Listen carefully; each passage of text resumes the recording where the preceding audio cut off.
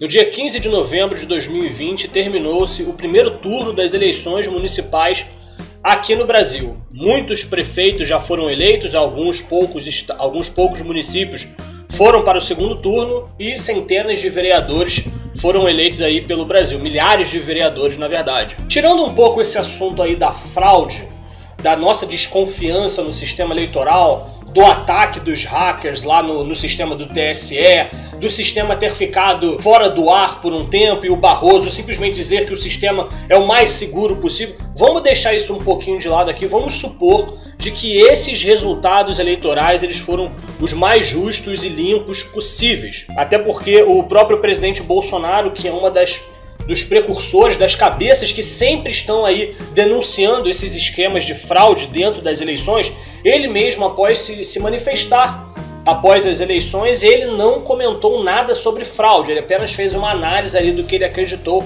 que estava ali o cenário político nas eleições municipais, e é essa opinião do presidente Bolsonaro que vai nortear o nosso vídeo hoje, é o tema do vídeo de hoje.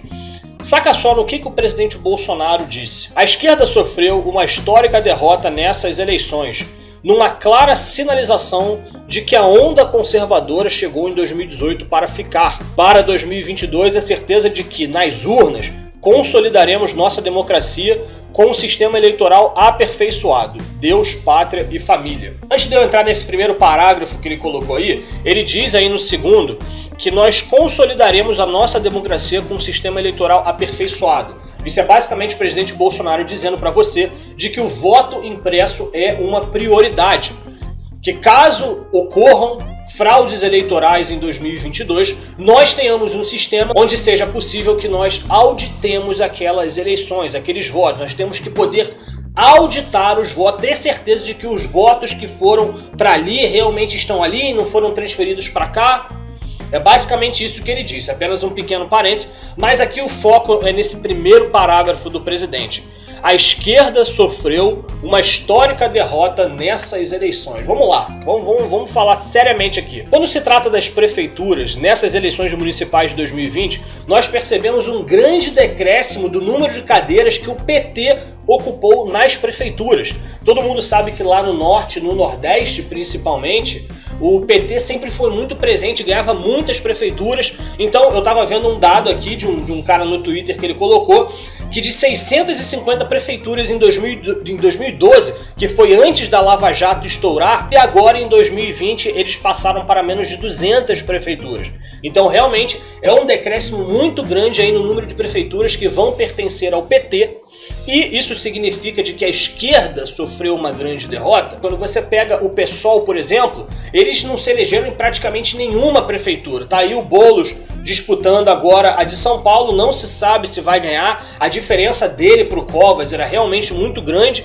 Eu não consigo ver nenhum dos outros eleitores que votaram, por exemplo, em Mamãe Falei, Joyce Hasselmann, Márcio França, não vejo nenhuma dessas pessoas votando no Boulos no segundo turno. Eu acho realmente muito difícil do Boulos entrar. O Márcio França entrar é bom? Não é bom, mas também não é o pior dos mundos como é o Boulos entrando, né? Ainda mais onde nós temos a Casa dos Vereadores, a casa das pessoas que vão fiscalizar ali a ação direta do prefeito. Nós temos aqui no Rio de Janeiro, por exemplo, vários candidatos do PSOL, em São Paulo também, em muitos outros lugares o PSOL entrou em peso.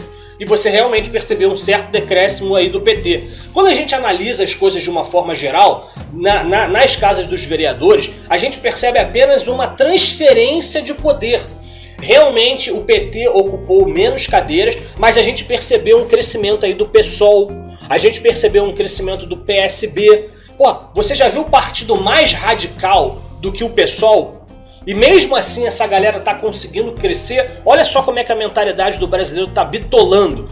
Olha só como as coisas não estão melhorando. Então quando o presidente Bolsonaro diz que a esquerda sofreu uma histórica derrota nessas eleições, a gente tem que tentar entender exatamente o que ele quis dizer.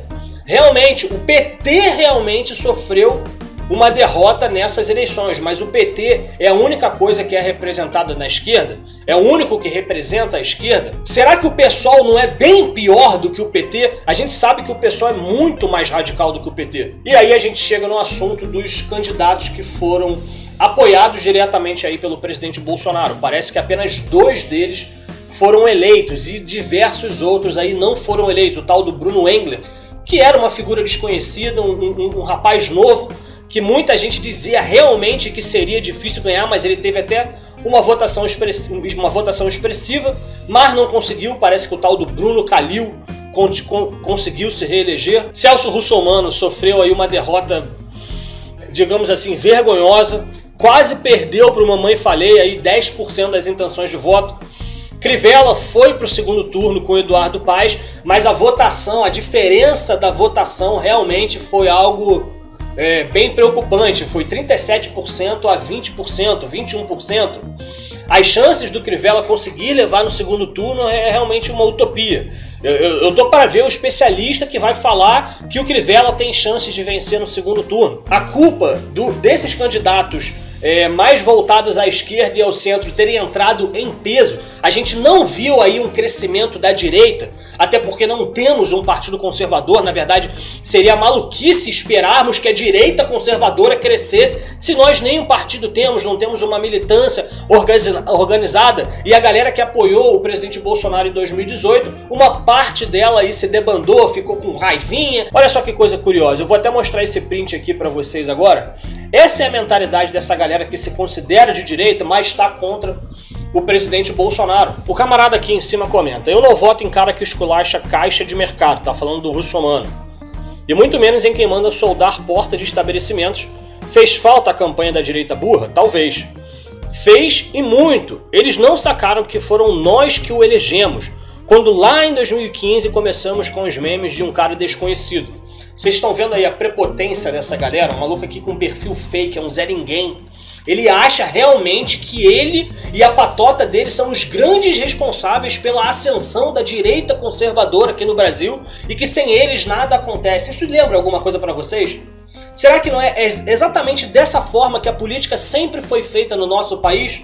Olha só, você precisa de mim, você precisa do meu voto para você poder construir aí o seu projeto, fazer aí a sua caridade aí com a sua comunidade. Se eu não te apoiar, você tá ferrado.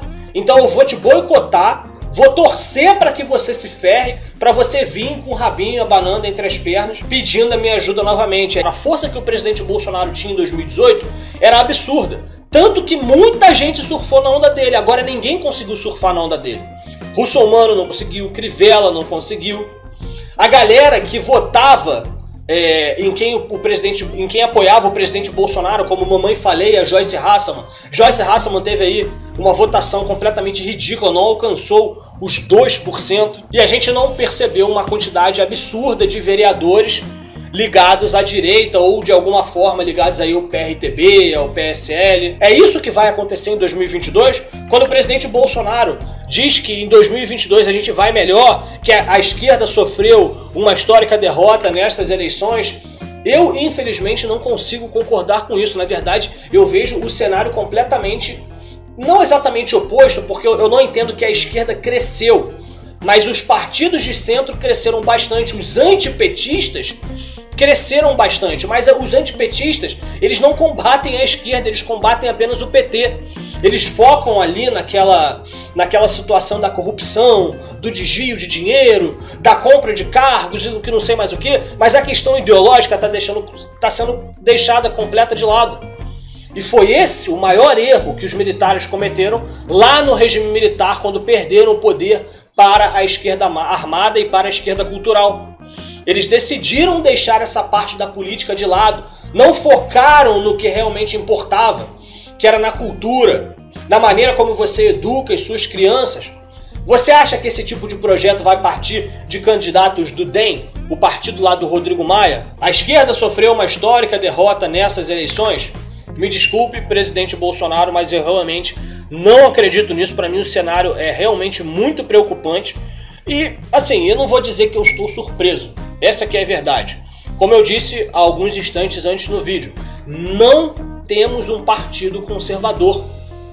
Você tem noção do que o presidente Bolsonaro, que é um presidente de direita e conservador, não ter um candidato para apoiar em São Paulo, ele teve que escolher o Russomano?